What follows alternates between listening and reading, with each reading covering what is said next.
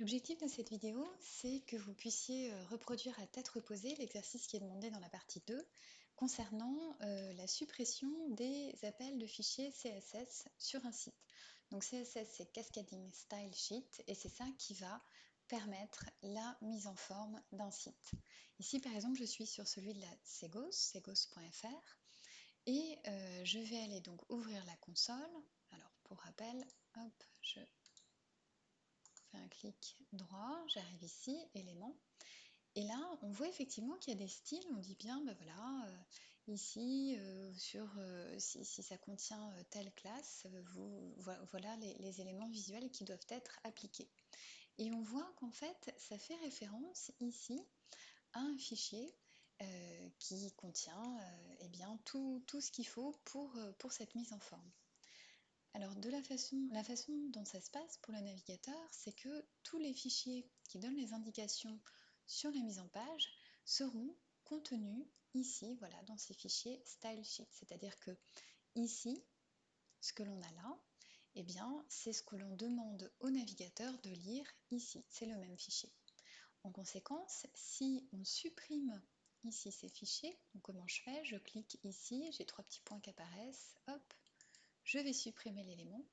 Donc c'est un petit peu cruel, mais en fait, on va se rendre compte que au fur et à mesure que je supprime les fichiers, eh bien le site, voilà, on voit qu'il commence à changer un peu.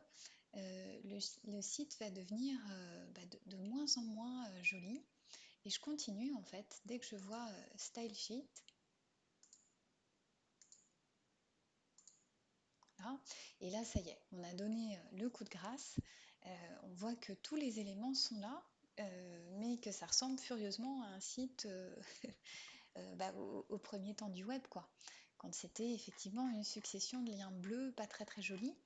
Alors qu'est-ce qui s'est passé? Tout simplement, on a supprimé la dernière feuille de style qui faisait que ça tenait à peu près, à peu près bien la route. Et voilà, donc ceci est la démonstration que lorsque l'on supprime ici les feuilles de style, c'est-à-dire littéralement CSS Cascading Style Sheet, et bien lorsqu'on supprime les feuilles de style, la mise en page saute. C'est ce qui explique pourquoi on vient de démontrer pardon, que le CSS est vraiment responsable de la mise en page des sites.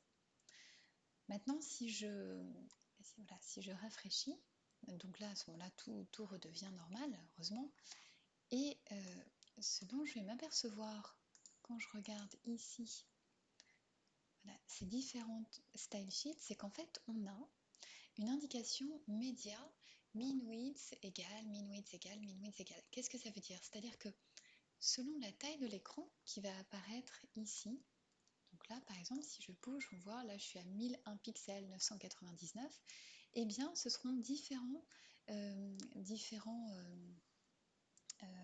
mises en page qui vont s'appliquer tout simplement pour permettre d'avoir un site qui tienne compte de la taille de l'écran.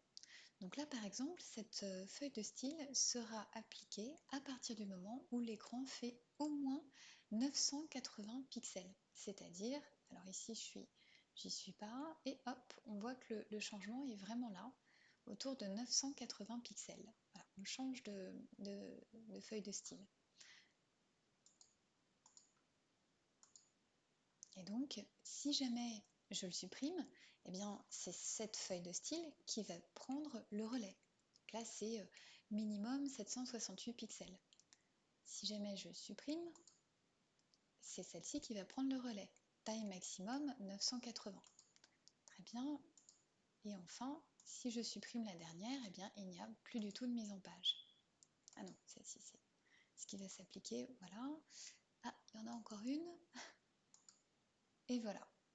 Donc pourquoi cascading? Parce qu'on voit qu'en fait il y a toujours en premier lieu quelque chose doit s'appliquer, si ça ne s'applique pas en second lieu il y en a une, etc. Un petit peu à la façon d'une cascade.